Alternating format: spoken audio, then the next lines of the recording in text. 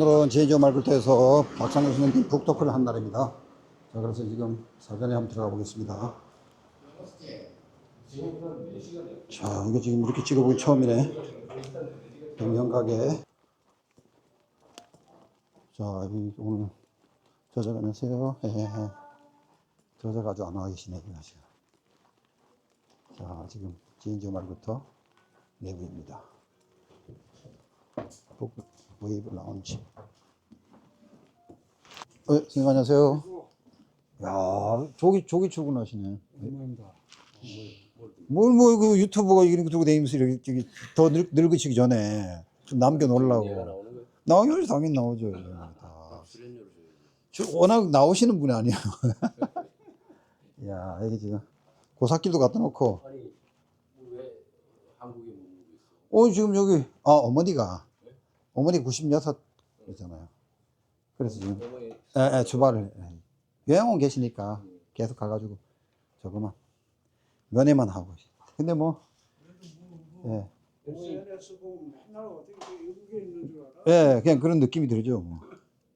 오늘 가만 생각해보니까, 이걸 선생님. 마지막은 이제 모셔야지. 어머니 돈 다 뺏어. 또 뺏은 거 없어요, 자, 선생님 나중에 더 나이 드시기 전에 이런 거 다 좀 담아놔야 된다니까. 그래도 얼굴 팽팽하시잖아요, 지금. 생각보다 늦게 오셨네요, 선생님. 네? 늦게 오셨어요. 내가? 예. 빨리 없는데 원래 주인공은 늦게 오는 거 아닌가? 늦게 오고 대기실이죠, 이제 원래. 앉아가지고 대기. 그래 대기실 같은. 화장도 좀 하시고. 이건 빵을 또 이렇게. 아이고, 안 먹어. 내가 이걸 드릴 수밖에 없어요. 자꾸 옛날 이름, 이건 거꾸로 돼요. 다리 디자인했대. 부르지 마라. 선생님, 이리 와세요. 뭐? 오늘 내가 해드릴 건 없고, 이거 걸어가지고, 10년 뒤에 그걸 남기려고. 10년 뒤에 이렇게. 동영상을 찍는다고? 이거 걸어놓으면 되니까, 이게.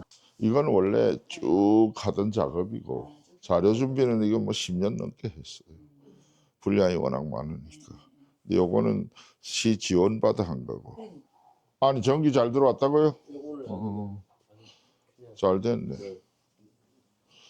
차를 저기 그 날인면허 앞에 댔던데.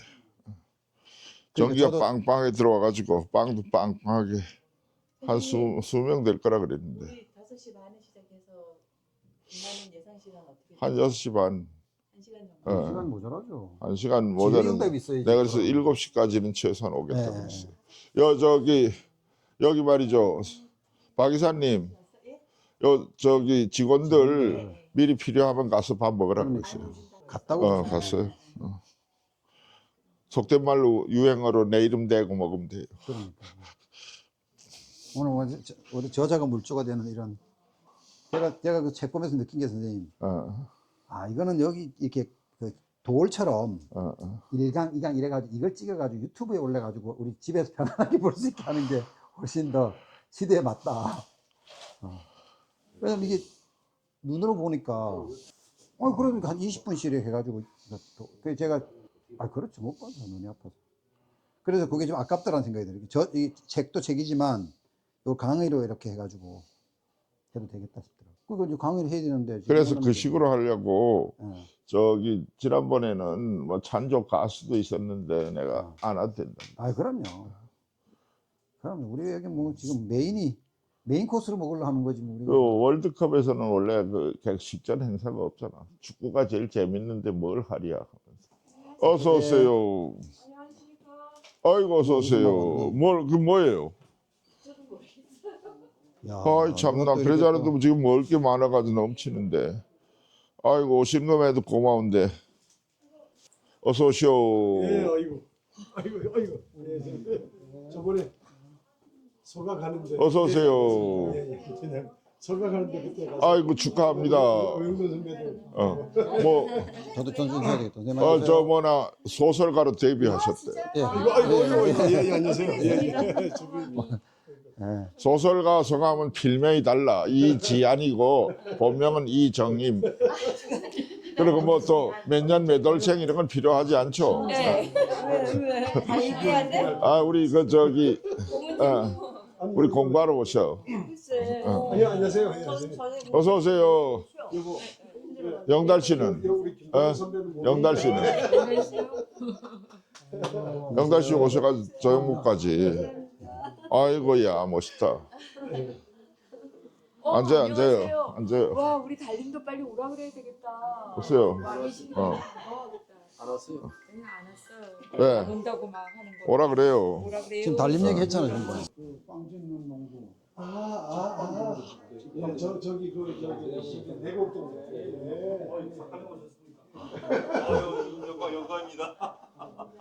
아유 고맙습니다. 네, 네, 저 박 선생님 한다 그래야지. 김전화 얘기 듣고. 예, 아유 고맙습니다. 힘을 하실까요?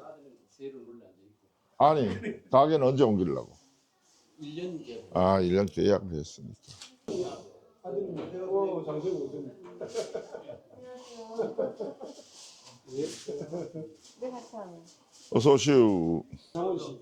동생하고 동생하고 친한데 동생이 워낙 강민이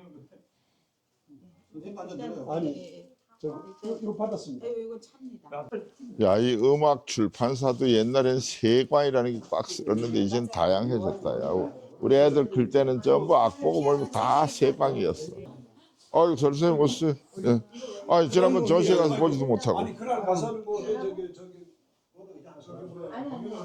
거기 맛있다고 해가지고 못 뵀습니다. 감사합니다. 나는 이런 행사에 아주 취약해. 그래서 이게 어. 행사 계속 하는 사람이 하면 결혼식도 몇 번 안 하려 하다가 동거만 하려 하다가 결혼식도 했어. 품 던져야 되니까 했지. 야, 누구 말따는 일반 관객은 한 명도 없네. 아 내부자 거리. 내부자 거리네 전부. 동원 관객이네 전부. 버스 뭐 저기 무슨 당 전당대회처럼 버스 동원 관객밖에 없네. 앉아요. 요 미녀줄에 앉아요. 미녀줄에. 퇴물줄에 앉지 말고. 아, 전생 딸? 야, 엄마 닮아서 예쁘네. 첫사랑은 무슨 국어 선생, 괴롭히던 국어 선생. 김동석 선생님도 있고, 여 인사하고 가요. 김동석 선생, 여 김기수 선생 왔네. 아니 나는 결혼식 깜빡해가지고 방금 그날 들깨 마댕이하고 그날 내 귀 빠진 날 내가 저녁에는 식구 형제들하고 밥 먹었어. 그래서 깜빡했어. 동화하고 뒤늦게 성공. 아니 뭐 저기 육아휴직 끝났어? 다른 일이 있어가지고 왔는데 글쎄. 있으니까 들여다 아니 애기하고 같이 왔다는데. 키우랴 뭐 글쓰리야 뭐. 아이고 반갑습니다. 아니. 아이고 누님, 아이고 누님, 아이고 동생님, 재수 씨. 여 새로 오셨네. 앞으로 가세요. 앞으로. 미인들은 앞으로 가세요. 안녕하세요. 네, 저는 진주 외국어 서점의 박정원 이사입니다. 우리 박상규 선생님께서 이번에 울퉁불퉁 중국인 이야기 3권짜리 책을 거의 뭐 10년 전부터 자료 준비하셔서 책을 내셨어요. 그래서 출판 기념회를 하게 됐는데 작년 11월에 또 강릉 고삿길 이야기 강릉 고삿길 사용 설명서 출판 기념회를 또 11월 달에 했었습니다. 그래서 1년 만에 또 이렇게 출판 기념회를 저희 서점에서 하게 돼서 영광이고요. 지금 여기 모이신 분들은 제자분들도 계실 거고 친구분들도 계실 텐데 우리 박사모 모임이시죠. 박사모님을 사랑하는 모임. 그래서 작년에도 이렇게 자리를 다 그래도 자리해 주셔서 풍성하게 잘 마무리가 됐었는데 올해도 이렇게 박사모 여러분께서 자리를 이렇게 채워주셔서 너무 감사드립니다.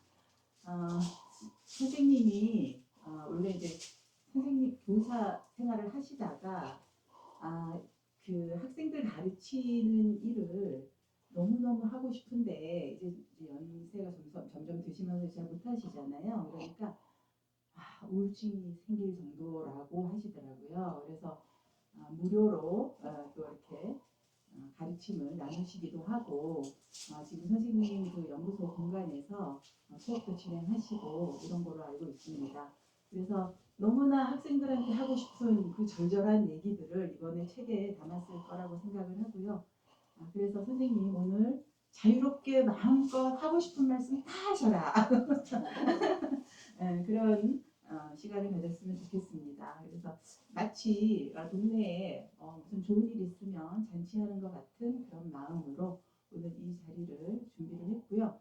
선생님이 간식부터 해서 너무 꼼꼼히 정성껏 준비를 하셔서 또 이 자리가 끝난 다음에 식사 자리도 또 준비를 하셨다고 해서 먹거리가 지금 너무 풍부합니다. 그리고 또 빵 짓는 연구 대표님이 작년에 이어서 올해도 또 빵을 이렇게 후원을 해주셨어요. 그래서 여러분께 지금 선물로 다 싸드렸는데 이런 풍성한 자리를 마련하게 돼서 저도 너무 기쁘고 선생님 저희가 이제 또 이렇게 선생님 연세가 됐을 때를 한번 또 이렇게 생각해 보게 되는 지금 너무나 열심히 책도 쓰시고 다양한 활동을 하고 계셔서 선배님으로서 인생 선배님으로서 대단히 존경스럽고 우리의 미래는 어떨까 한번 또 생각해 보게 되는 그런 자리인 것 같습니다. 그러면 오늘의 주인공 박상규 선생님을 모시고 울퉁불퉁 중국의 이야기를 들어보도록 하겠습니다. 큰 박수로 맞아주세요. 네, 아이고 소개를 뭐 받았습니다만은 하여튼 이렇게 바쁘신데 와주셔서 감사합니다. 강릉의 그 지성인들은 여기 다 모여 있는 것 같아요. 저는 뭐 아시다시피 뭐 여러 가지 그 요즘 말로 하면 뭐 N잡너라고 하나요? 그 뭐 도자기도 좀 해보고 서각도 좀 해보고 전각도 해보고 뭐 요즘은 뭐 도마 만든다고 목수도 좀 했는데 아무 곳에서도 자질을 발견할 수 없었어요. 그래서 그나마 문 개고 앉아가지고 책이나 쓰는 일이 그나마 좀 체질에 맞는 일이 아닌가 뭐 그런 생각을 하면서 나이가 이제 저도 아시다시피 이제 55년생이니까 며칠 전에 제가 그 윤석열 나이로 만 70이 되었습니다. 그래서 70이 되기 전에 제가 좀 생각한 것은 우리가 공부하고 뭐 일종의 그 습득 과정이라 그랬죠. 그래서 학위 시습지 하고 난 다음에 이제는 그 살 날이 얼마 안 남은 것 같아서 내가 살면서 여러 가지 경험과 나름의 지식을 쌓았는데 이걸 그냥 썩히고 학교에서는 이제 불러주지 않아요. 재작년인가 불러줘서 갔더니까 뭐 신체 검사하라 그래가지고 신체 검사만 하고 왔습니다. 뭔가 아이들에게 메시지를 전달하고 제 나름의 지식을 전파하고 싶은데 아무도 나를 필요로 하지 않더라고요. 그래서 이제 내가 할 수 있는 일은 마치 공자님이 직업을 구해서 천하를 돌다가 결국 직장을 구하지 못하고 돌아와서 교육을 하고 했듯이 그런데 공자님은 위대하시니까 말만 하면 제자들이 알아서 논어도 꾸며주고 뭐도 꾸며주고 하는데 저한테는 뭐 그런 능력이 없어서 이제 말이 아니라 글로써 조금 세상에다가 작은 점이라도 찍어놓고 그 작은 점이 세상의 그 선한 변화에 조금이라도 기여를 했으면 어떨까 하는 생각에서 이렇게 또 몇 권의 책을 세상에다가 내놨습니다.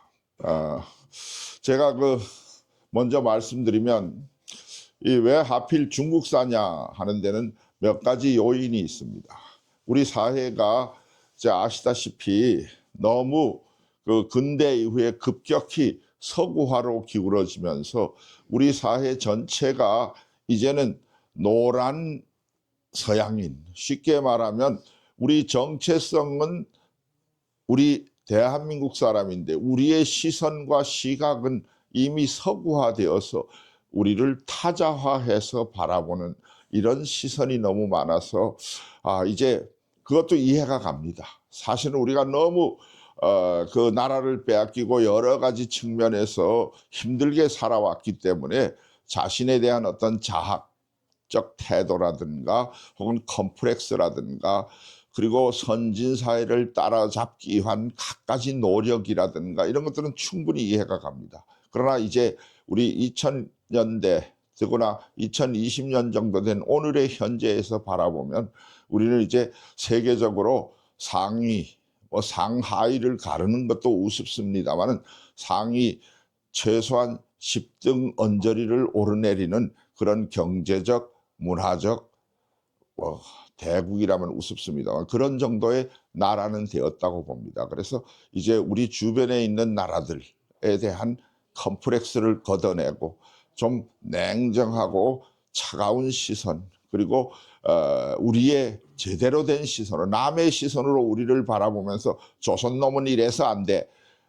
조선 라디오는 때려야 나와. 뭐 이런 데서 벗어나서 우리 고유의 어떤 그러한 가치 체계를 가지고 이제는 세상을 바라보는 시대가 되지 않았는가라는 측면에서 그렇습니다. 더구나 요즘 아시다시피 우리의 그 여러 가지 세력들, 뭐 간단하게 말하면 기득권 세력이라고 부릅시다.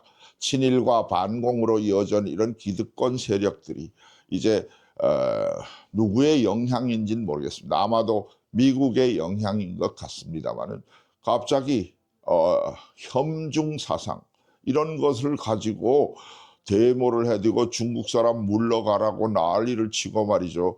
우리가 객관적으로 일본에게 그렇게 당해와서 얼마나 많은 상처를 받았습니까? 그런데 우리의 상처는 생각을 안 하고 남에게 상처를 주는 방식으로 그런 것을 치유하려고 하는 이 세상의 돌아가는 모습에 제가 좀 빨리 이런 책을 펴내서 우리가 냉정하고 객관적으로 이웃을 이웃답게 평등한 관계에서 바라보는 그런 세상에 좀 일조를 했으면 어떻겠는가라는 생각을 하게 된 것이 이 책을 쓰고 혹은 제가 사실은 이 책을 쓰면서 동시에 우리 사회의 가장 뿌리 깊은 보수적인 사람들인 노인회관에 도전해서 노인들에게 뭐 설득이라고 해야 될까 강의라고 해야 될까 이런 걸 한 2년간 하면서 그들의 변화를 도모했습니다만 그들이 변하기 전에 내가 먼저 잘렸어요. 그래서 결국은 강의를 중도에 포기하고 이제 이 책으로 이렇게 펴내게 되었습니다. 세상이 그렇죠. 자, 하여튼 간에 우리는 이러한 세상에서 살고 있습니다. 제가 이 강의에 대비하기 위해서 독특한 좀 패션을 준비했습니다. 좀 벗고 하겠습니다.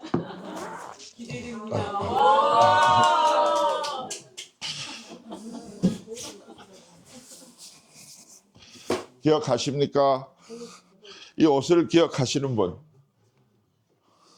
이 옷은 2018년 동계올림픽의 북한 응원단 복입니다.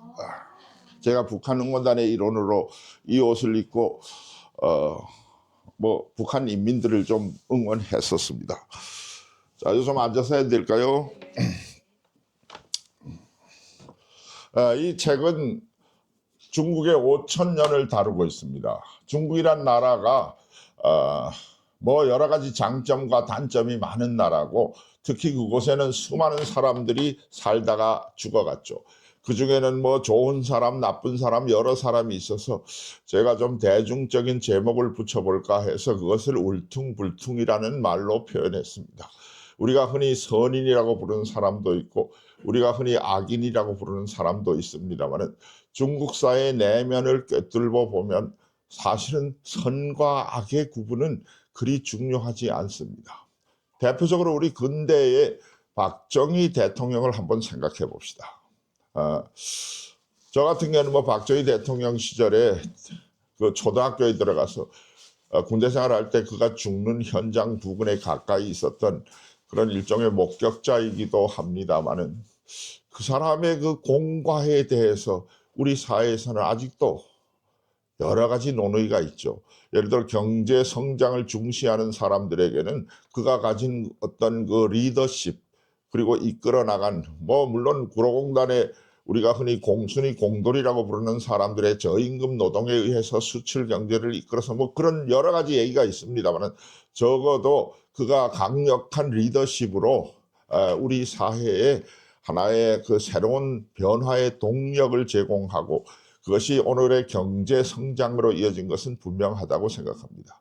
한편으로는 그런 과정에서 민주주의를 압살하고 여러 가지 그 돈의 가치가 인간의 가치보다 더 있다는 이러한 그 물신주의를 이 사회에 뿌리내리게 한 그런 죄업도 또한 있다고 보여집니다. 그러나 우리가 그의 공로와 그의 과업을 분명하게 진단하고 냉정하게 판단해야지 그걸 가지고 뭐 팔을 갈라서 싸우는 일은 옳지 않다고 생각합니다. 중국에 대해서도 마찬가지죠. 예를 들어 우리가 각종 그 드라마라든가 한국에서 나온 전술을 보면 대표적인 인물이 이제 진시황입니다. 그래서 제가 진시황에 대한 글을 쓰면서 그런 생각을 했습니다. 진시황은 분명히 폭군이죠. 혹은 그 여러 가지 전제적 권력을 휘두른 사람입니다. 그러나 중국인의 입장에서 한번 생각해 본다면 수백 개, 나아가서는 그것이 점점점 모여들어서 이제 전국 칠웅이라고 해가지고 7개의 나라로 이렇게 나누어졌을 때 끊임없이 전쟁이 벌어졌어요. 그래서 진시황이 최초로 생각한 것은 이 전쟁을 없애기 위해서는 누군가가 하나가 권력을 장악해서 한 나라가 되는 것만이 이 지긋지긋한 전쟁으로부터 벗어나는 일일 것이다 라고 생각했고 실제로 이사라는 사람을 등용해서 소위 우리가 요즘 말하면 법치주의 혹은 법률에 의한 통치를 통해서 다소의 자유를 억압하면서 국민들을 단결시키고 그런 그 군사력과 경제력을 바탕으로 해서 중국 전체를 하나로 만들었습니다. 오늘날까지도 중국은 세계에서 가장 많은 인구가 뭐 인도와 비슷하다고 합니다만 인구가 모여 있고 저 중국의 거대한 인구는 중국의 힘 자체입니다. 중국이 오늘 미국과 맞서서 대항할 수 있고 맞짱을 깔 수 있는 것들은 거대한 인구와 그것에 기반한 생산력과 소비력이 있기 때문에 적어도 우리처럼 수출에 기대지 않고 버틸 수 있는 시간과 능력이 있기 때문에 트럼프 앞에서도 맞짱을 깔 수가 있는 것이라고 생각합니다. 그러니까 소위 중국의 힘, 그 힘의 원천은 하나됨인데 그 하나됨을 처음 만들어내고 하나의 모델로 만들어서 그 후대의 집권자들이 갈라지면 하나 되게 만들려고 하는 그 정신을 갖게 한 것은 중국사에 끼친 진시황의 가장 위대한 업적 중에 하나라고 생각합니다. 그 과정에서 물론 많은 사람들이 죽고 여러 가지 일이 있었죠. 그리고 우리가 흔히 분서갱유라고 부르는 그런 진시황의 어떤 그 요즘식으로 말하면 모택동의 문화대행만 같은 그런 짓이 있었습니다만 그것도 사실 따지고 본다면 그 6개에 이르는 그 무수한 나라를 통합하고 난 뒤에 문자, 도량형, 심지어는 수레바퀴의 넓이까지 이렇게 통일을 하는 과정에서 저항하는 사람들을 재빨리 길을 꺾지 않으면 이러한 통합 작업이 이루어지지 않겠다라는 현실적 판단에서 그렇게 몇 명을 희생시키고 뭐 희생된 사람이 한 150명에서 200명 정도로 알고 있습니다. 파묻힌 그 선비들이 뭐 책도 뭐 꽤 여러 개를 불태웠지만 이런 과정에서 나타난 것이다. 그래서 우리가 뭐 그렇게 상황윤리를 들여다면 세상에 나쁜 놈이 어디에 있겠느냐라고 말하지만은 우리가 세상을 바라볼 때 너무 한 가지 어떤 가치의 시선만 바라보지 말고 그 세상이 가진 전체를 한번 바라볼 필요가 있다. 그러나 그 중심에 어떤 인간에 대한 정의와 도의를 놓쳐서는 안 된다. 이렇게 생각해 봅니다.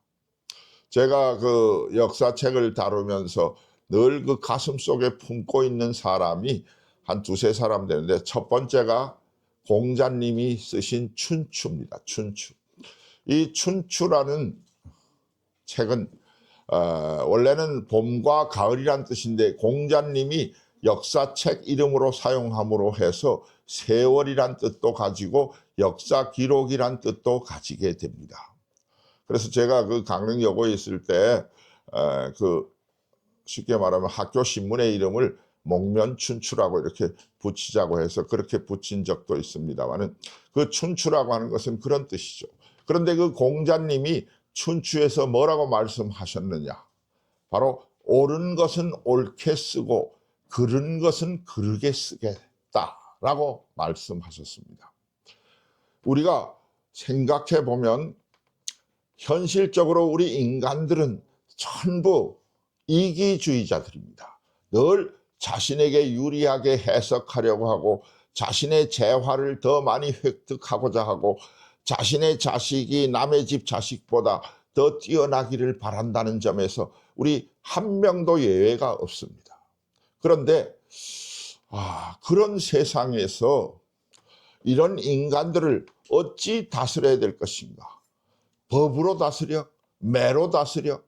그러자면 한 명을 감시하기 위해서 또 한 명의 공무원을 등용해야 되는데 그게 어떻게 가능하겠습니까? 월급도 엄청나게 나가고.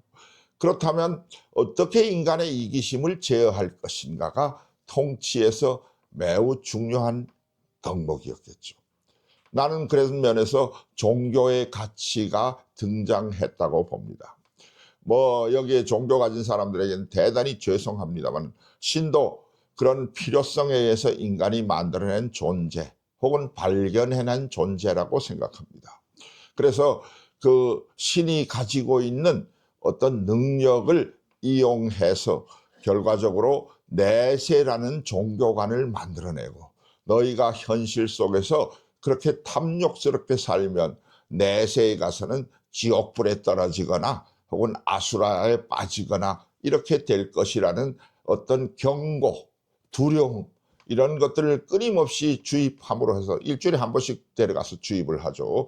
그래서 주입을 함으로 해서 그들이 현실 속으로 약간 내세에 대한 공포 때문에 현실에서 자기 욕망을 다 투사하지 못하게 제어하는 이런 역할을 하는 것이 서양의 기독교 문명이고 그런 것들이 서양의 사회적 기반이 되었다고 봅니다. 그런데 동양은 조금 달라지죠. 서양에는 신이라고 하는 여호와라고 하는 초월적인 존재가 있는데 이게 동양으로 오면서 좀 바뀝니다. 예를 들어 그 중간 지점에 있는 불교 같은 경우에는 그런 그 초월적 존재가 없어요. 부처님은 누구나 될 수 있어요. 우리가 교회 다니는 사람이 나도 예수가 될 수 있다 하다가는 잘못하면 싸가지 없다고 욕 직사게 얻어먹고 파문당할 가능성이 높은데 불교에서는 누구나 부처가 될 수 있다 하고 심지어 추울 때 불상을 깨가지고 난로에 떼도 뭐라고 하지 않습니다. 그런데 이것이 더 동쪽으로 오면 중국 땅에 오면 그런 추상적인 개념의 우상마저도 없어져 버리죠. 그러면 중국 사람들은 어떻게 그 탐욕스러운 인간을 제어했을까?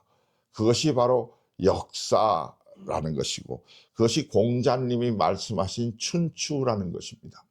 춘추라는 것은 결국 뭐냐?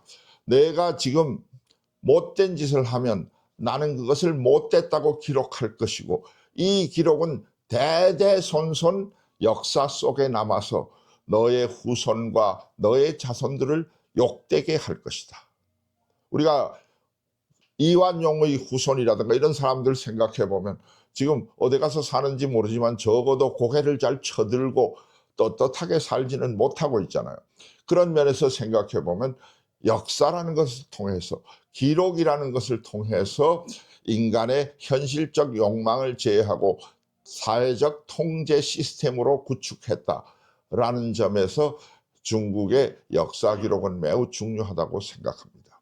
그리고 이 공자의 이런 정신을 그대로 이어받은 사람이 알다시피 사마천이고 사마천이 사기를 기록했습니다. 제가 들어가는 말에 첫머리에 썼습니다만 사마천의 사기를 읽어보면 세 부분으로 되어 있습니다. 왕에 관한 이야기인 본기, 그 다음에 제후들에 관한 이야기인 세가, 그 다음에 그냥 장군이나 일반 인간들에 대한 심지어는 부자를 다루는 화식열전, 그 다음에 킬러를 다루는 자객 열전까지 있을 정도로 무수하고 다양한 사람들의 이야기를 그는 기록하고 있는데 그 열전의 맨 앞에 누가 있는가 하니까 우리가 국어 시간에 배운 바 있는 백이숙제가 있습니다.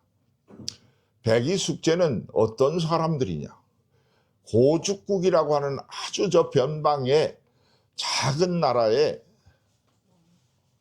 왕자들이었어요. 백이라는 말이 붙으면 장남이란 뜻이고 숙이라는 말이 붙으면 셋째 아들 이하라는 뜻입니다. 계라는 말이 붙으면 막내 아들이란 뜻이죠. 그래서 이 백이와 숙제가 말하자면 왕자님이었는데 이들은 왕위를 거부합니다. 우리 같은 이런 나라에서 왕을 하는 것보다는 저 명성이 뛰어난 주나라의 문왕이 그렇다고 하는데 그를 찾아가서 그에게서 도덕을 배우고 인품을 배우는 것이 옳겠다 해가지고 둘이 나라를 떠나서 주나라로 옵니다. 근데 마침 주나라에 왔을 때 주나라 문왕은 죽고 그의 18살짜리 아들인 주발이 왕위에 올랐어요. 그가 바로 주무왕입니다. 그런데 주무왕은 그 문상 온 사람들이 전부 은나라 주왕이 횡포를 부리니 세상을 평화롭게 하기 위해서는 당신이 군사를 일으켜야 된다. 세상은 당신을 믿습니다. 하는 말을 듣고 군사를 일으켜서 은나라를 쳐들어가려고 해요. 그때 백이숙제가 말고삐를 잡고 아니 됩니다. 신하가 임금을 치는 것은 충의롭지 못하며 당신이 그렇게 하면 누군가가 당신을 또 그렇게 할 것입니다. 칼로 어떤 문제를 해결하는 것은 결국 피를 부르게 되고 당신이 그렇게 하면 당신도 그렇게 당하게 됩니다 하면서 말고삐를 잡습니다. 그러자 주무왕의 부하들이 뭐 이딴 새끼들이 있어요. 요즘 말로 하면 뭐 그러면서 물리치죠. 그때 여러분들 잘 아는 강태공이 그들의 뜻도 가상하니 살려둬라 이래가지고 겨우 쫓겨나고 주나라는 은나라를 쳐부수고 주나라 천하를 이룩하고 이들은 그 이후에 알다시피 수양산이라는 곳에 들어가서 뭐 고사리를 꺾어 먹다가 고사리는 일종의 유독식품이니까 얼마 못 살지 못고 죽었죠. 그런데 뭐 별 볼 일 없는 이야기입니다. 그런데 그 이야기를 맨 앞에 실어놨어요. 그 뜻은 뭘까요? 그것은 공자님이 이렇게 말한 적이 있습니다. 공자님의 제자들 중에 어떤 사람이 공자와 당년에 요즘 말하면 그 마피아 두목 대부급인 사람이 도척이라고 있었습니다. 이 도척이라는 놈이 패를 이끌고 온갖 못된 짓을 하고 살인과 강도짓을 거듭했는데 그 놈은 오래 살았어요. 그래서 그 공자의 제자들이 이렇게 말합니다. 하늘이 과연 있는 것인가? 이 세상에 정의란 있는 것인가? 만약 정의가 있다면 저런 도척 같은 놈이 어떻게 장수를 누리고 부귀영화를 누린단 말인가? 라면서 탄식을 하죠. 그때 공자가 기록으로 남기자. 세상이 아무리 잘못돼도 언젠가는 바르게 돌아갈 테니까 우리가 옳고 그름을 가려서 기록하자라고 말했고 그것이 바로 춘추로 나타났고 그런 정신, 즉 세상이 아무리 부자를 칭송하고 뭘 하고 권력 있는 자의 밑에 가서 알랑방글 들고 우리가 뭐 사실 트럼프가 뭐 이뻐서 거기다 금관을 바치고 뭐 했겠습니까? 참 더러워서 어쩔 수 없잖아요. 우리 민족이 살아남기 위해서는. 그런 면에서 그러나 우리 기록에는 트럼프는 개새끼다라고 분명히 기록을 해야 된다라는 것이 공자의 생각이었고 그 생각은 누구에게? 사마천에게 이어지고 사마천의 백이숙제 이야기는 바로 그런 사마천의 자기 정체성에 대한 선언이었다라고 나는 생각합니다. 그 이후에 사람들은 그들을 잊어버렸지만은 우리 세상이 흐르면서 그 사마천의 기록 때문에 이 멀리 떨어진 그리고 3000년 뒤에 우리까지 지금 백의를 얘기하고 숙제를 얘기하잖아요. 그러므로 기록이라는 것이 얼마나 중요하고 그것이 세상의 후대에게 얼마나 많은 영향을 끼칠 것인가를 생각해 보면 우리가 무심코 이렇게 한 권의 책이 또 세상에 나왔군. 애꿎은 소나무만 몇 그릇도 같겠군. 뭐 그렇게 생각하는 측면도 충분히 이해가 갑니다만은 우리가 만약 후손들이 어느 누구 하나가 그 책을 읽고 세상을 바로잡는데 그것이 사용된다면 얼마나 좋은 세상을 만드는데 기여하겠습니까?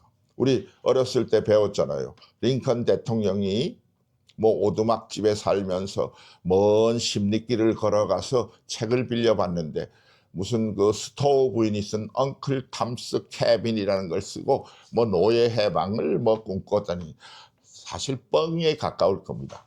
그럼에도 불구하고 한 권의 책이 어떤 사람의 삶에 영향을 끼치는 것은 막대하다고 볼 수 있습니다. 저 같은 경우에는 그 서론에도 썼습니다만은 리영희 선생이 쓴 전환시대의 논리라는 책을 대학 1학년 때 만나고 난 뒤에 제가 바라보는 세상은 달랐습니다. 저는 뭐 학교 다닐 때 모범생은 아니었습니다.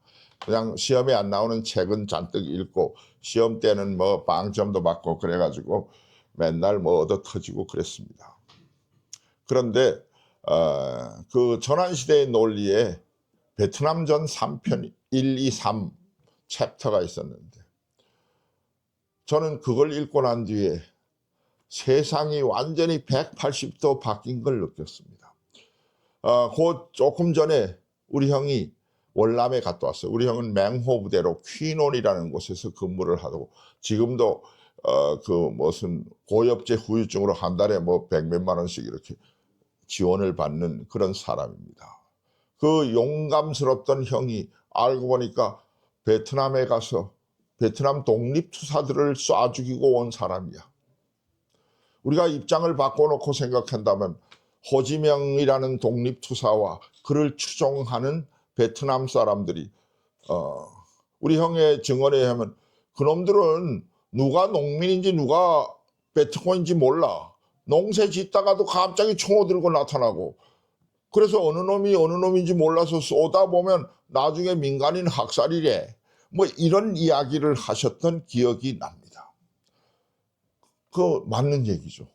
맞는 얘기죠.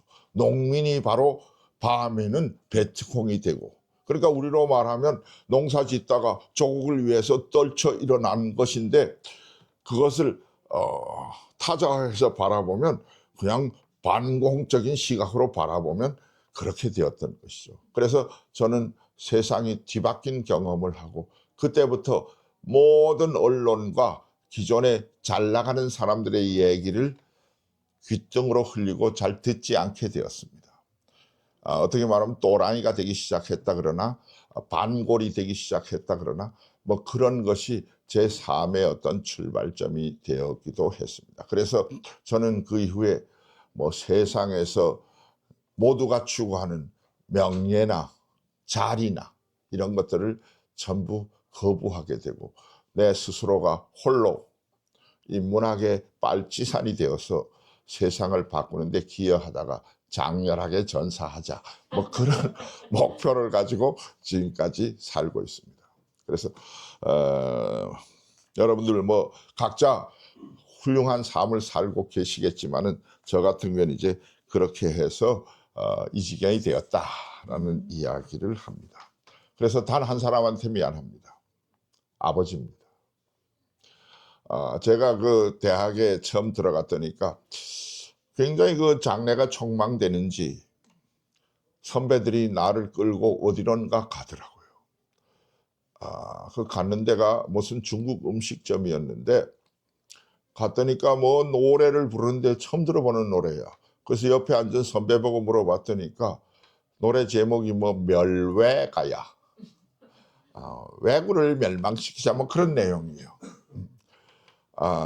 그러면서 또 어떤 선배는 식탁 위에 뛰어 올라가더니까 그 옛날엔 중국집에 이렇게 망국기를 이렇게 늘어놨어요. 그 올라가더니까 그 중에 일장기를 뜯어가지고 막 씹어먹고 난리를 치더라고요. 그러면서 나보고 장래가 촉망되면서 우리와 함께 새 세상을 만들어 보자 그러더라고. 그래서 내가 아버지 생각이 떠오르더라고요.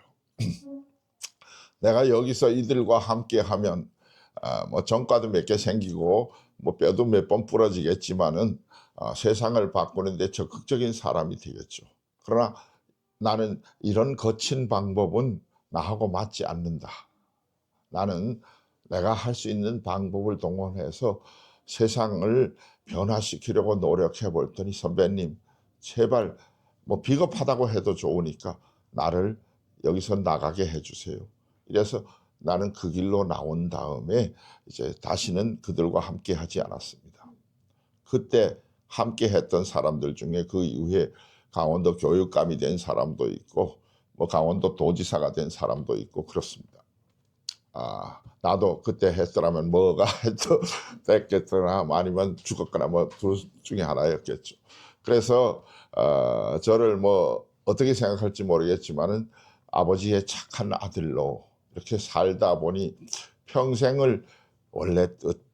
저는 그리고 군대에 있을 때 불행하게도 박정희가 죽는 12.6과 광주에서 사람들이 학살당하는 5.18을 제가 육군본부라는 곳에서 직접 겪었습니다. 그러면서 그들이 어떻게 죽어갔는가를 보았습니다. 그리고 앞서서 나가니 산자여 따르라 라는 말을 늘 지금도 눈물 없이는 이야기할 수 없습니다.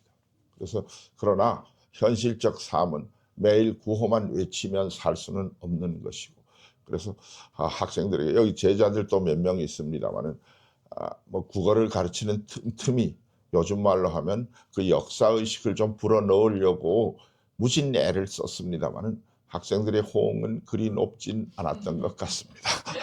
그러나 저로서는 뭐 최선을 다했고 그런 과정에서 몇몇은 이렇게 저의 뜻을 따르는 사람도 있었습니다.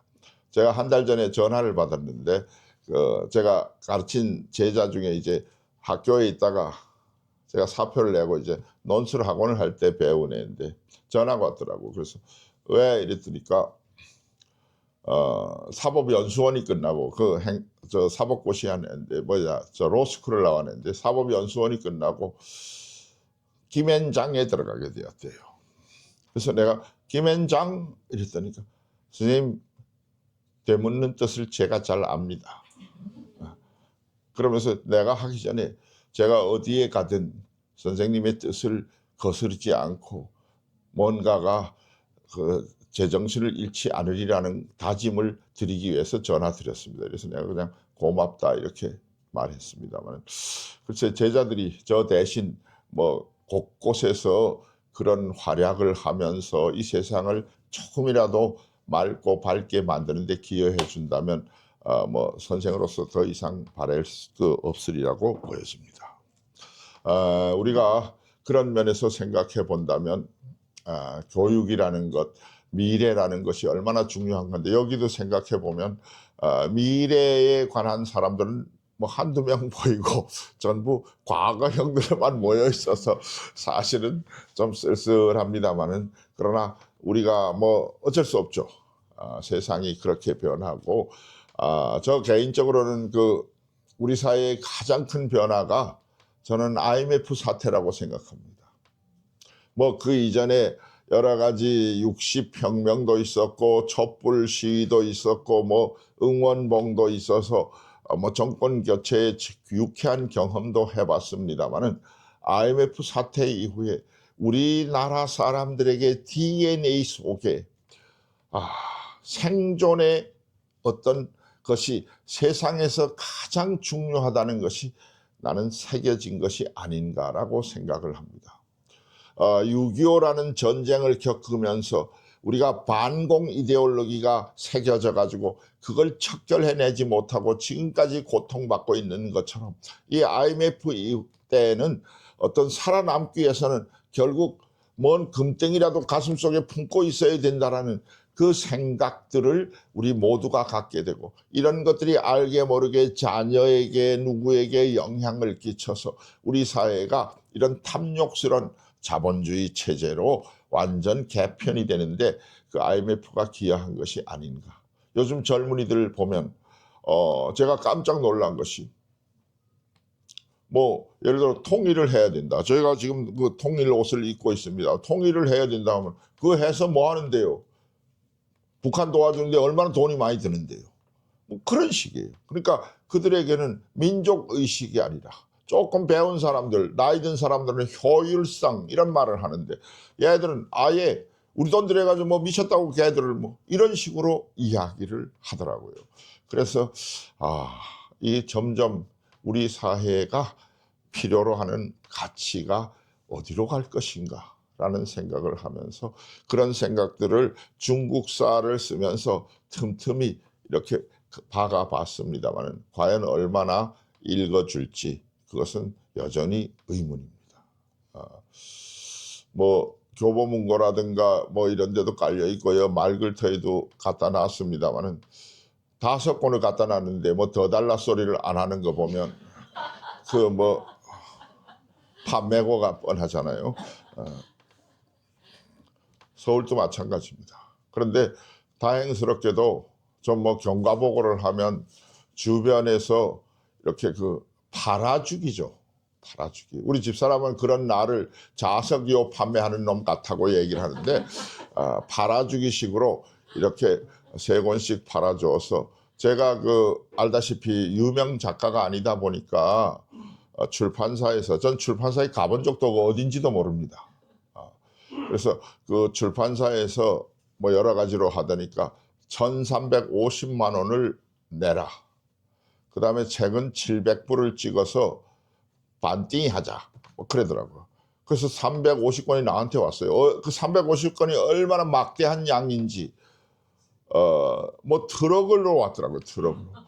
그래서 그 제 연구소에 그걸 힘들어 쌓아놓고 한숨이 앞을 가리더라고요. 그래서 이걸 어떻게 하든지 소비를 해서 그 한 권에 87,500원입니다. 해서 내 구랭이 같은 1,350만 원을 복구할 것인가에 온갖 노력을 다 썼어요.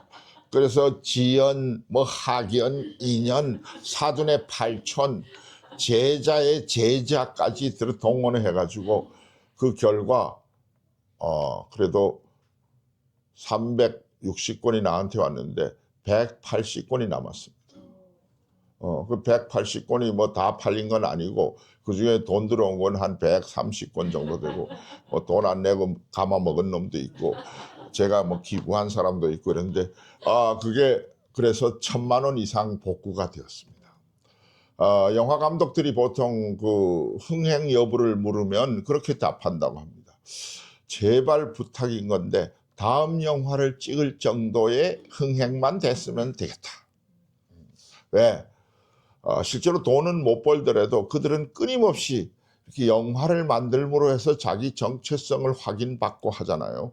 그런 면에서 생각해 보면 저도 뭐 이제 뭐 누가 작가라고 불러주면 아직도 쑥스럽게 이럴 데 없습니다만 그래도 제 다음 책은 문학 관련 책을 준비하고 있습니다만 다음 책을 낼 정도의 흥행이 된 것 같아서 죽기 전에 조금 또 문학에 관한 책, 제가 원래 이 향토사에 관한 책과 중국사에 관한 책, 그 다음에 한국사를 내 나름대로 보는 시각으로 책을 한 권 준비를 했었는데 먼저 그 일을 한 자가 있어요. 홍대선이라고 아십니까? 김어준 밑에 딴지일보에 있다가 요즘 독립한 친구인데 유튜브 같은 데 보면 나오는데 그 친구하고 저하고 생각이 비슷해서 더 이상 한국사는 다루지 않아도 되겠다 싶어서 지금 문학에 관한 글을 쓰고 있습니다. 앞으로 또 여러분들을 괴롭히게 될지도 모르고 저 빵 굽는 농부는 또 빵을 구워야 될지도 모릅니다. 어쩔 수 없습니다. 자, 제 얘기는 뭐 그런 정도 하는데 역사에서 그럼 가장 중요한 것은 뭐냐? 기록에서 가장 중요한 것은 뭐냐라고 한마디로 물으면 저는 진실이라고 생각합니다. 진실. 어떤 이해관계를 가지고 세상을 바라보지 말고 적어도 역사를 기록하는 자는 진실만 기록하면 그걸 가지고 자기 나름대로 뭐라고 사용하든 간에 1차적인 목표는 진실을 기록하는 것이 되어야 된다. 우리가 그런 그 진실이 가공되어 사는 세상을 살고 있죠.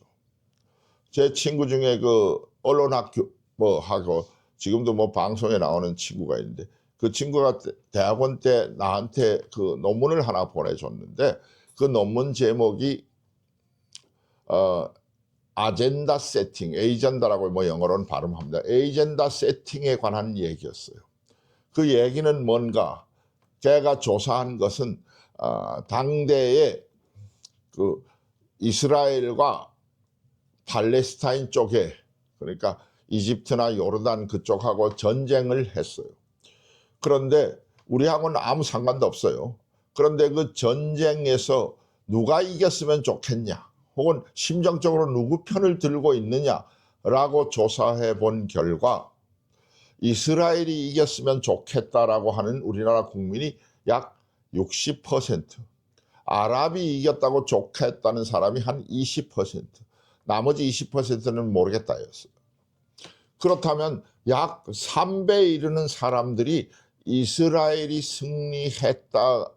했으면 좋겠다고 생각하는 이유가 무엇일까? 이것이 바로 그 글의 주제입니다.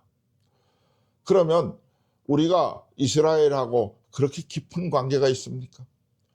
유대교 우리나라 뭐 몇 명 되겠습니까?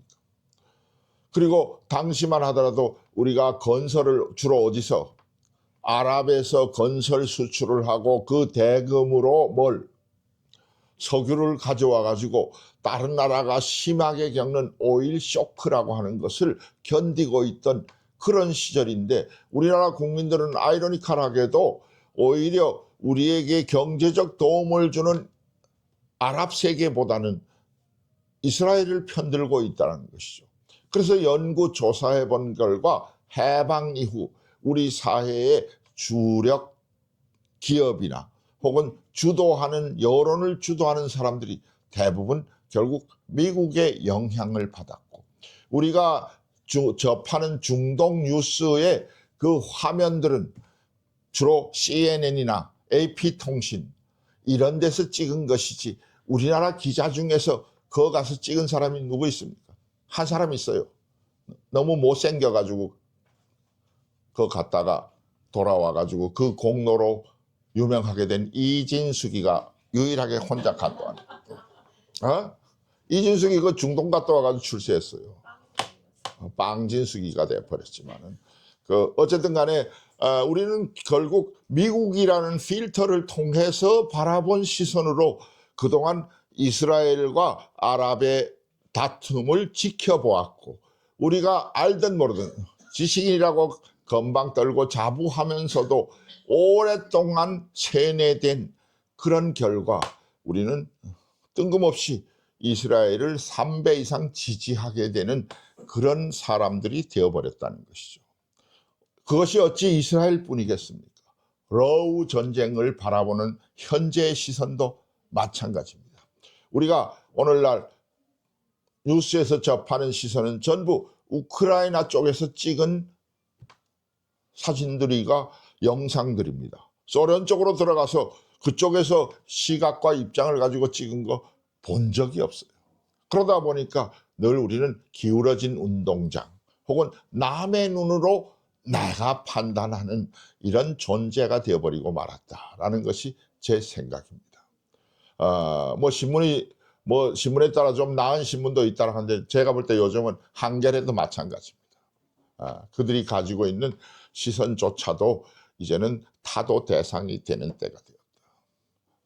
그런 면에서 생각해 본다면 우리 각자가 어떤 제대로 된 정의론에 바탕해서 세상을 바라보고 그 내 눈앞에 펼쳐진 저 무수한 정보 속에서 어느 것이 진실이고 어느 것이 정의인가를 찾아내는 이런 고단한 작업을 해야 되는 것이 현실이다. 정보의 바다라는 것이 우리가 좋은 점도 있지만 나쁜 점도 많습니다. 그래서 옛날에는 몇 개의 그 신문이라든가 이런 것들이 세상을 주도했지만 요즘 뭐 신문을 가지고 뭐 하는 사람들은 정치가들밖에 없어요. 뭐 시장이나 군수는 뭐 강원일보 나왔다 하면 어이구 이랬는데 우리 같은 놈이야 나오거나 말거나 개돈이나 뭐 계란 싸고 배추 싸는데 뭐 나오거나 말거나 뭔 상관이 있어요. 그런 면에서 한번 생각해 본다면 우리가 이제 세상을 바라보는 시선도 좀 바뀌어야 되지 않겠는가. 그동안 아까도 얘기했지만 컴플렉스를 가지고 이런 걸 가지고 미국 놈 뭐 일본 쟤놈 뭐 하면서 외국을 대했던 이런 시선에서 벗어나 이제는 동등한 시선에서 그들을 객관적으로 바라보고 냉정하게 바라보고 우리 후손들에게도 그런 시선을 물려줘야 될 때가 아닌가. 즉 가공된 역사가 아닌 진실의 역사를 봐야 된다. 제가 그 수업하는 중에서도 그런 얘기를 몇 번 했습니다만 대표적으로 역사는 승자의 기록입니다. 승자의 기록. 그러므로 어떤 망한 나라의 마지막 임금을 보면 전부 나쁜 놈이고 꼭 거기에는 그 판무파탈 같은 여자가 하나씩 있어요. 과연 그럴까요? 예를 들어 중국의 고대사에서 가장 그 국가로서 처음 왕조를 이룬 나라가 사망오제 시대 다음에 이제 하나라라는 나라가 있는데 그 하나라의 마지막 임금이 걸왕이고 그 다음에 이어진 나라가 은나라가 있는데 은나라의 마지막 임금 주왕이에요. 그들의 공통점은 뭔가 하니까 각각 판무파탈이 있었어. 이름을 뭐 말이라고 부르기도 하고 뭐라고 부르기도 하는데 요부에게 빠져가지고 국가 재정은 신경 쓰지 않고 술로 연못을 파고 나무 쇠고기를 나뭇가지에 걸어놓고 뭐 춤과 향락을 즐겼느니 그런 기록들이 있습니다. 그런데 그 기록한 사람들이 다 누구냐? 사실은 주나라 사람들입니다.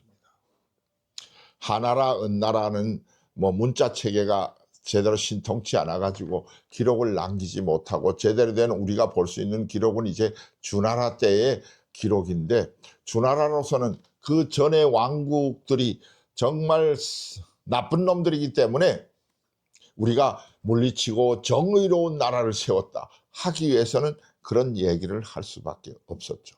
제가 이번 책을 쓰면서 그걸 분석해 보니까 주지육림이란 그것은 나쁜 것이 아니라 제사 양식과 관계되더라고요. 왜? 우리가 처음 권력을 가졌을 때 생각해 보면 권력은 어떻게 생길까요? 권력이라는 것은. 권력은 결국 농경시대에 소위 하늘에서 그 비를 내리거나 장마를 퍼붓거나 뭐 가뭄을 주거나 했을 때 그 하늘이라고 하는 설정된 존재의 권력을 우리는 이임받아서 지상적 권력자가 됩니다. 기독교에서는 하나님이 있어요. 여호와 하나님이. 그래서 그 여호와 하나님이 인간에게 직접 벌을 주고 뭐 홍수로 뭐 했는데 그 중간에 그 하나님의 전달자들이 결국 존재하게 되고 그 하나님의 전달자가 서양에서는 교황이라고 불려지고 우리 중국 같은 경우는 천자라고 불려지고 그 이름 자체가 하늘의 아들이고 그렇잖아요. 그런데 그들이 바로 하늘의 권력을 빙자해서 자기들이 권력을 행사해 온 것이 우리 중세까지의 모습이었고 중국에서는 하나라와 은나라는 끊임없이 제사라는 형식을 통해서 그것이 하늘의 뜻이다 라고 해석하고 편집할 수 있는 권한 이걸 우리가 아젠다를 가진다라고 말하고도 되고 프레임워크를 짠다라고 말해도 좋습니다. 그러나 그런 편집권을 가진 자 서양 중세에서는 우리는 그런 자들을 교황 혹은 신부라고 불렀습니다. 그러면 중국에서는 그들을 뭐라고 불렀느냐? 왕 혹은 제후라고 불렀던 것이죠. 그래서 그들은 끊임없이 제사를 지내면서 백성들에게 세금을 뜯으면서 왜 뜯어가요 하면 하늘의 뜻이니라 뭐 이래 가면서 이런 것들이 권력이었는데 이제 주나라 때가 되면서 더 이상 권력을 하늘로부터 빌리지 않고 백성들을 보듬어 주는 것으로부터 권력을 뽑아내는 시대가 되고 우리는 그것을 유교적 인의 정치라고 부르게 되고, 그래서 그것을 정리한 사람이 주공 혹은 공자가 되는 것이고, 그것이 지금까지 중국을 이어온 하나의 큰 흐름의 중심점에 있는 것이죠. 즉 권력을 하늘로부터 뽑아내지 않고 뭐로부터?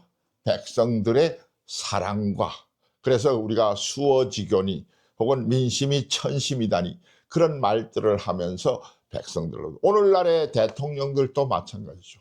뭐라고 하든 간에 결국 민심이 이반하면 선거에서 지게 되고, 그 깡패 같은 트럼프도 뭐 중국이 그럼 너희들 콩 안 살 거야 이러니까 갑자기 약간 비굴해지면서 콩 좀 사줘 이래가지고 뭐 콩 문제를 해결했더라고요. 왜? 그의 지지 기반이 농사 짓는 사람의 대두 농업인들이기 때문에 그가 살기 위해서는 아무리 뭐 깡다구가 세도 자기 지지자를 무시할 수는 없을 테니까요.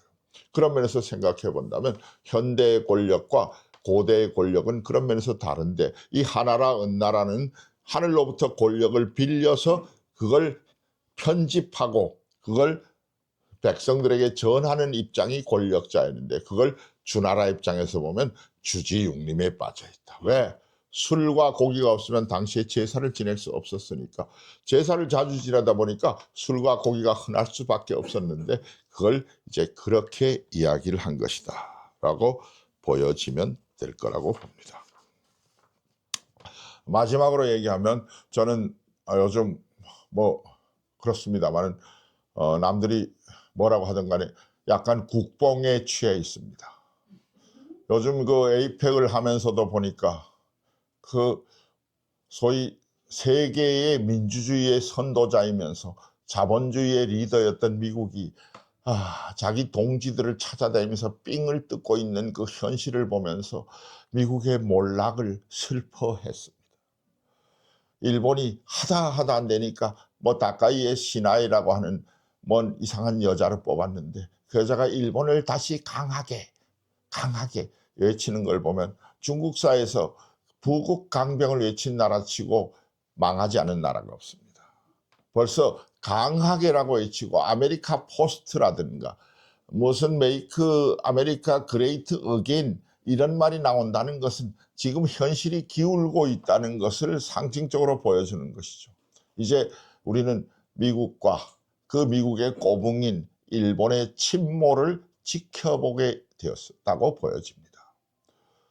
그들은 그 미국은 알다시피 세계 최고의 군사력과 2차 대전 이후에 뭐 그걸 브레튼 우즈 협정이라고 부릅니다만은 달러를 세계의 기축 통화로 만들어서 모든 무역을 달러로 결제할 수 있는데, 저들은 돈을 마음대로 찍어냅니다. 그래서 미국은 돈이 많아요. 돈이 많은데 미국 사람들은 세련돼 가지고 소위 우리가 애플이라든가 무슨 뭐 엔비디아라든가 뭐 메타, 구글 이런 고상한 우리가 흔히 말하는 빅테크 기업만 있지 밑에 제조업은 이제 전부 쪼자리가 났어요. 한마디로 말하면. 자, 그런데 그 빅테크 기업이 주가가 뭐 몇만을 치솟고 엔비디아의 주가 총액이 뭐 우리나라 1년 예산보다 더 많고 한 회사만도 못하네 뭐 그런 생각할 필요 없습니다. 전 세계가 다 그 모양입니다. 그런데 우리가 한번 생각해 봅시다. 어쩌다가 큰 해일이 일어나거나 재난이 일어나거나 뭐 후쿠시마 같은 그런 해일이 일어나거나 혹은 뭐 지나가던 그 혜성이 하나 떨어지거나 이런 정도의 빠른 속도로 기후 재난이 일어나게 되면 우리 그런 빅테크들 아무 소용없습니다. 생각해 보세요. 비단으로 치장하고 다이아몬드 목걸이를 걸고 손가락에 금반지를 치렁치렁해도 전쟁이 일어나면 쌀 한 톨이 더 소중하고 보리쌀 한 마리 더 소중하게 되는데, 세계 시장에서 이제 나는 그런 시대가 온다고 봅니다. 그 쌀과 보리를 생산하고 괭이를 만들어낼 수 있는 사업을 우리가 1차 산업, 2차 산업 혹은 제조업과 농업이라고 부른다면, 세상에서 우리 돌아보세요. 농업과 제조업의 탄탄한 기반 하에 서 있는 나라는 지금 세상에 우리하고 중국밖에 없습니다.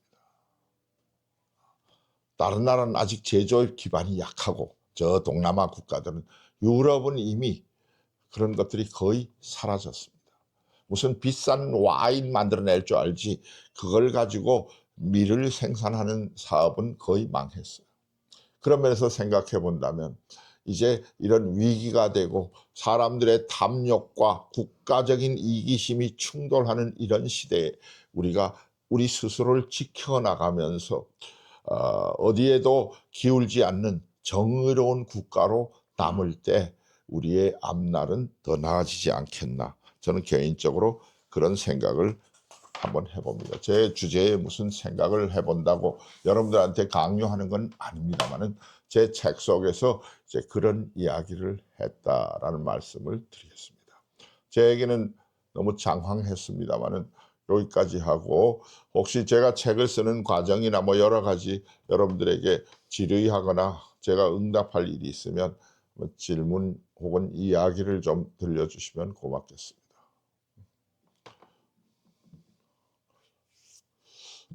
왜 이렇게 묵묵합니까? 감동이 너무 사무쳐서 그렇습니다. 감동의 쓰나미가 몰려와서 그러나 왜 조용해요? 예. 사실 이 울퉁불퉁 중국인 이야기 1, 2, 3권이 나오기 전에 저희가 그 고문진보 책 읽으면서 선생님이 이렇게 이렇게 제본된 책을 맞아요.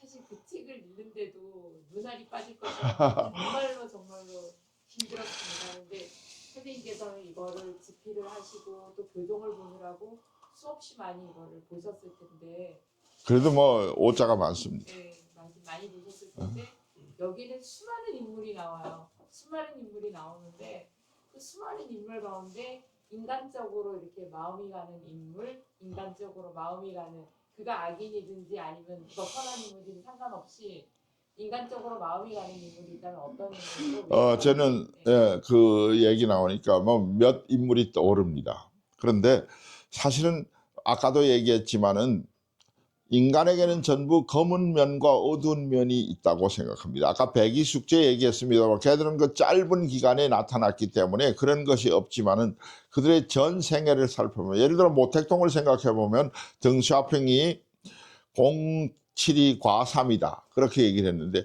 그가 얘기했지만은 아까 얘기했던 대로 진시황이 중국을 하나 되게 만드는 공헌이 있다면 그 1인 왕조 체제를 인민에게 돌려준 공은 모택동에게 있습니다. 그래서 누가 뭐라고 해도 모택동은 여전히 천안문 광장에 있고 중국의 가정에 가보면 모택동을 향해 아침마다 기도하는 사람들이 많습니다. 이것은 누가 시켜서가 아니라 중국 사람들 스스로가 마오에 대한 존경심을 가지고 있다는 것을 보여주고 있죠. 그래서 저는 그 우리나라에서 이렇게 평가하는 나라나 사람 중에서 조금 재평가해야 될 사람, 나라 중에서 제가 이 책에서 최고 신경 쓴 나라는 우리나라에서 상대적으로 폄하되었던 나라, 대표적인 나라 중에서 나 고등학교 때 선생님이 했던 얘기 기억합니다. 송나라, 그놈의 새끼들은 말이지 먼 향락에 빠져가지고 평화를 돈으로 샀던 놈들이야. 뭐 이렇게 얘기를 했는데 일면 맞습니다. 그런데 그 송나라가 가지고 있는, 제가 그래서 송나라를 때이른 자본주의라고 이렇게 이름을 붙였습니다만, 그 송나라가 가지고 있었던 어떤 국가체계, 그러한 송나라를 공격한 놈을 우리는 나빠하지 않고 그러한 평화를 추구하면서 상업이 만능했던, 정말 철이른 자본주의의 꽃을 피워서 당대 세계 GDP의 30% 이상을 차지했던 송나라에 대해서 우리는 단지 국방에 게을리했다는 이유만으로 폄하했어요. 그 외에도 따지고 보면 몽골족이 세웠던 원나라, 그 다음에 거란족이 세웠던 요나라, 만주족이 세운 청나라, 이런 나라들을 우리가 얼마나 폄하해왔습니까? 우리 같은 몽골리안이면서도 그들을 폄하해서 사실 어떻게 보면 병자호란 이런 건 안 당해도 될 걸 때려봐 요지랄하다 맞았다고 볼 수 있어요. 나는 책에서 그런 얘기를 했습니다. LA에서 흑인들이 폭동을 일으켰을 때 왜 그들이 백인들이 사는 뭐 브로드웨이라 그러나 뭔 있잖아요. 그 비버리 힐스를 공격하지 아니하고 왜 코리아타운을 공격했느냐. 뭐 일설에는 경찰들이 전부 비버리 힐 앞에서 지켰기 때문에 갈 데가 없어서 코리아타운으로 왔다 하지만은 그들의 마음속에는 우리 코리안에 대한 흑인들, 저 새끼 우리들 같이 똑같은 유생인장인데 꼴값들 떨고 말이지 마치 저들이 백인인 것처럼 놀았던 그런 그 가슴 속에 있는 그런 것들이 코리아타운에 대한 어떤 방화로 이어졌던 것이 아닌가 그런 생각을 해봅니다. 그들이 흑인이 옳다는 얘기가 아닙니다. 우리가 언제부터인가 우리는 강대국은 존경하고 약소국은 깔보고 뭐 그러면서 방글라데시나 뭐 이렇게 그 버마에서 온 노동자들에게 막대하고 반말하고 말이죠. 미국에서 왔다 하면 피부색이 뭐 검었던 하면 영어 좀 해볼까 하고 뒤로 쫄쫄 따라다니고 이런 것들이 불과 우리 몇 년 전의 모습이란 말이죠. 이제 이런 것에서 좀 벗어나야 되고 그런 면에서 저는 그 우리 중국사에서도 여러 명이 있습니다. 대표적으로 말하면 최대의 악인 중에 동탁이라고 있습니다. 삼국지에 나오니까 여러분들 다 잘 알겠죠. 그래서 동탁이 죽고 난 다음에 그 배에다가 심지를 꽂았더니까 뭐 일주일을 불탔다라고 하는데 사람 배에다 심지 꽂는다고 불이 탈 리는 없죠. 그러나 그런 이야기가 남아있을 정도로 동탁은 망고의 악인입니다. 그런데 그러면 동탁은 그 자리까지 어떻게 올라갔느냐. 그에게도 공이 있었기 때문입니다. 동탁은 저쪽 섬서성 왼쪽 그 요즘 말하면 서쪽 사람입니다. 거기에 살면서 그 오랑캐들이라고 당대에 불리던 강족, 오늘날 우리 쓰는 이 강씨들하고 같은 강족인데 그 왜 삼국지 강유 같은 인물들이 거기 출신인데 그런 강족들하고 친했어요. 그런데 어느 날 동탁이 농사를 짓고 있는데 강족 친구들이 왔어. 어이 동탁 뭐 이러면서 왔겠죠. 그러자 동택이 사나이다운 의리를 보여준다고 밭갈이 하던 소를 잡아서 그 자리에서 그 오랑캐 친구들을 접대합니다. 그래서 오랑캐들이 그 우리 소가 얼마나 중요한 건 알죠. 우리 이웃집은 6.25 때 갓난쟁이를 버리고 소를 끌고 피난 갔어요. 그래서 심리쯤 가다가 애 우는 소리가 들려와서 데려와서 업고 가긴 했다고 하는데 그만큼 애보다 소가 중요한 시대가 이게 1950년 얘기입니다. 그러니까 그로부터 뭐 몇천 년 전에는 소가 얼마나 중요했겠습니까? 막말로 얘기하면 제레드 다이아몬드 교수가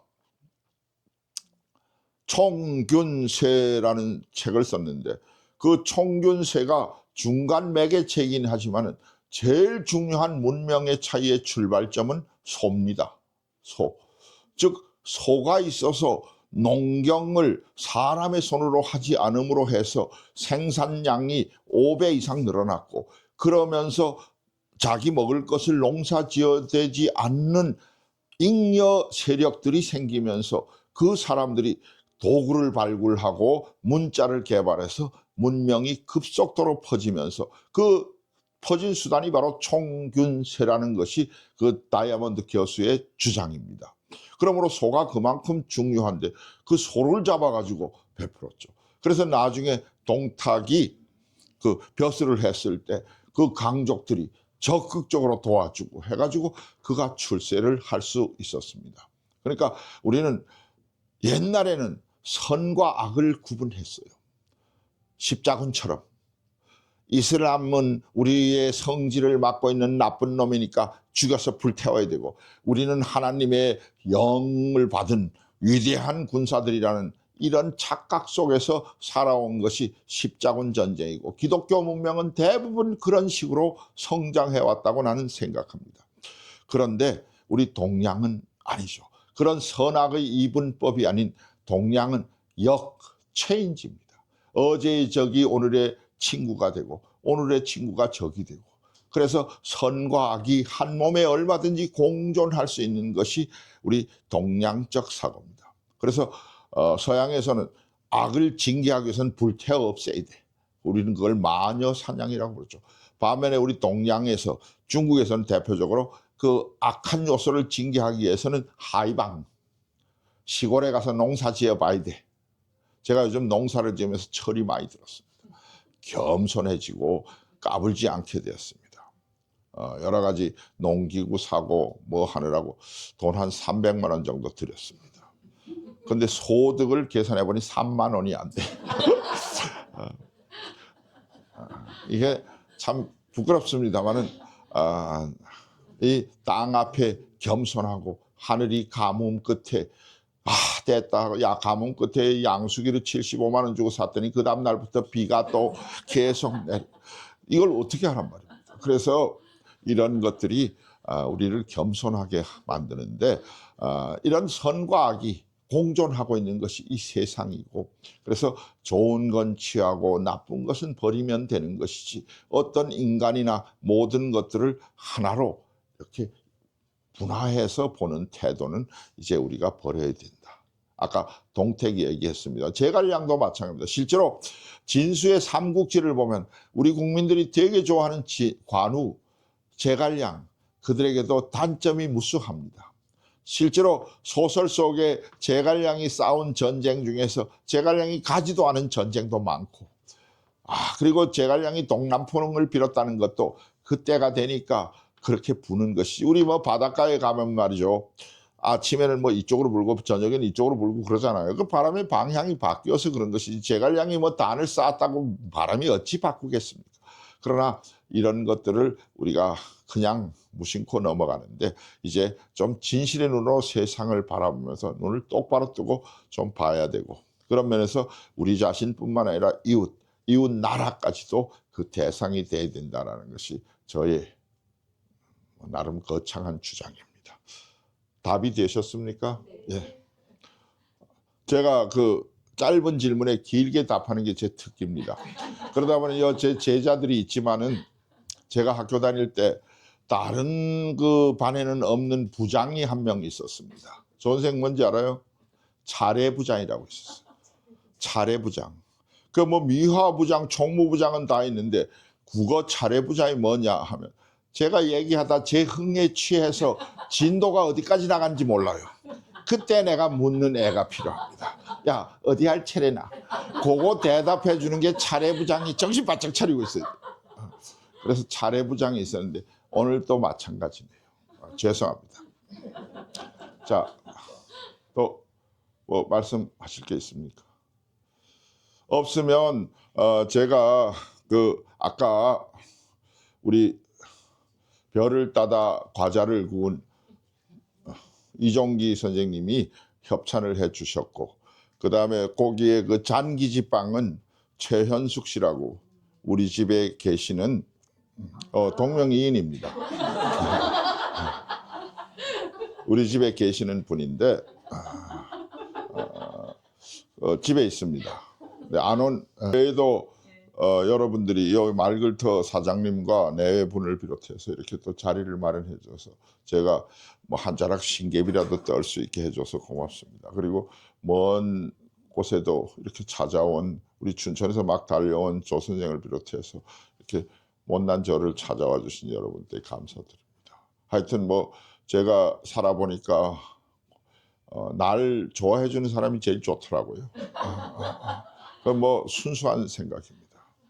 근데 저를 좋아하는 사람이 좋아하는 제 말은 굉장한 윤리와 도덕성 있는 발언입니다. 저는 세상에서 어떤 힘과 어떤 권력도 없습니다. 제가 가진 재주는 그저 펜대 놀리는 재주와 몇 번 이렇게 뭐 농담 조금 하는 재주인데, 이런 나를 좋아해 준다는 것은 세상의 이권과 어떤 사람을 이용 가치가 아닌 순수한 상태에서 좋아한다는 뜻이니까, 여러분들은 굉장한 도덕적 자부심을 가져도 좋습니다. 내가 만약 앞으로 무슨 시장이 되거나 문화계의 힘 있는 자리에 가게 된다면 이 중에 가짜가 반이 넘을 겁니다. 근데 아무 비전도 없고 아무 힘도 없기 때문에 여러분들의 그 순수한 사랑이 더욱 아름다운 것입니다. 고맙습니다. 그리고 요 끝나고 나면 여기서 나가서 요 뒤에 뒷골목에 날인면옥이라고 있습니다.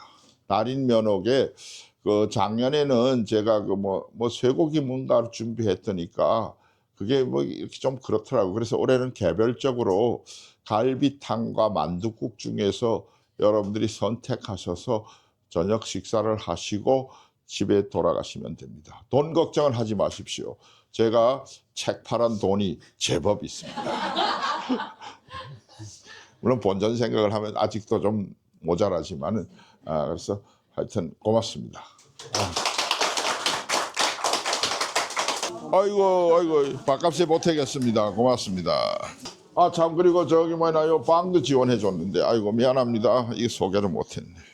제가 사인해 드릴 테니까 책 구입하실 분은 여기로 오세요. 아 이거 펜 사인회가 이게 좀 줄이 길어야 되는데. 지금 현금 내야 돼요? 그럼 나 도장이 많아요. 내가 다 새긴 거예요. 일권에서만 해줄게요. 바쁘니까.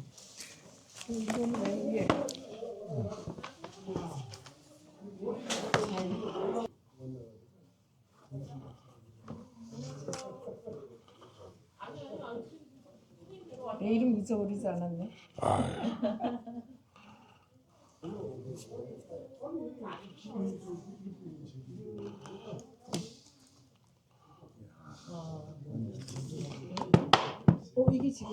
아니 이 폼은 인류 작가 같지 않아요? 형수님과 재수님 사이에서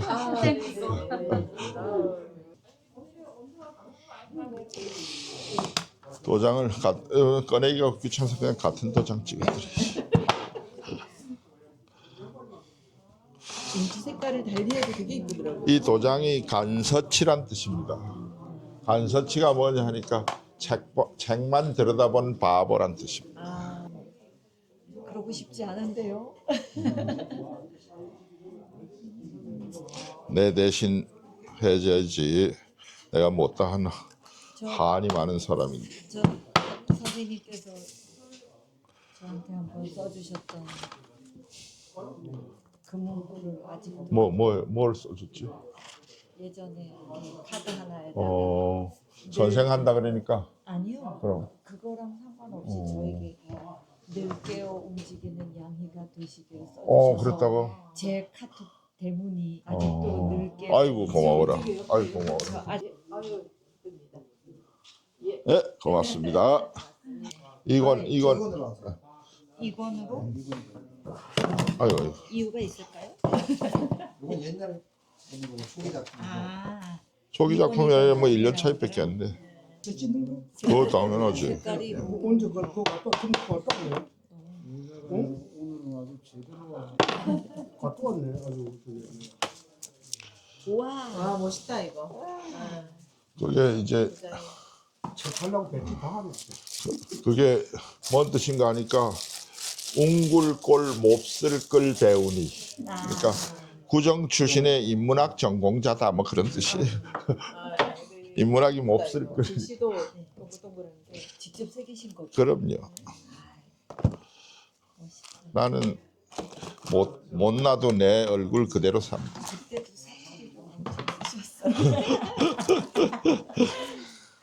촌놈이 어디 가는가? 고맙습니다. 야, 오늘 뭐 이렇게 고맙습니다. 이렇게 영상도 찍어주고, 터도 빌려주고, 뭐 맨날 신세 지며 삽니다. 갑니다. 야. 그 사마천이 사기에서 떴다는 세상에는 선한 대로 산다고 잘 사는 게 아니다. 자, 이제 반칙을 쓰더라도 잘 사는 건 많다. 그러나 우리는 반칙을 쓰지 말고 살자. 자, 제가 반칙을 쓰지 말자 이러면 여러분들은 말자 하면 좋을 것 같아요. 반칙을 쓰지 말자. 말자. 예. 한 잔 마시고 내려놓고 밖으로 크게 치는 겁니다. 박상균이한테